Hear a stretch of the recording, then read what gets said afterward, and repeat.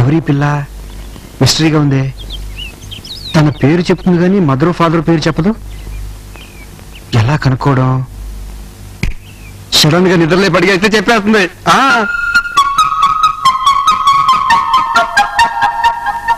Hello, good morning. Good morning. మీ పేరేంటి?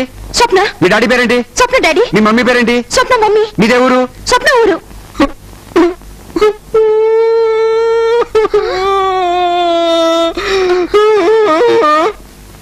ఎందుకు ఏడుస్తున్నావమ్మా? ఊహించిన రేంజ్ లో ఏడిపించి ఎందుకు ఏడుస్తున్నావంటావేంటి?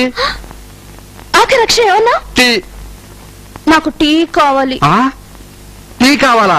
పాలొస్తే వెళ్ళి కాసుకో. నేనా? నాకు రాదు. నాకు రాదు. ఆడపిల్ల ఆ మాత్రం టీ కాస్తాం కూడా రాదా? అరే రోజులాపి వెళ్ళి టీ పెట్టు, నేను స్నానం చేసి వస్తా. అమ్మగారు పాలు. మీరెవరమ్మా? చుట్టాలా? అవునవును. పాలు ఎన్ని కావాలమ్మా? ఎన్నున్నాయి? 5 లీటర్లు.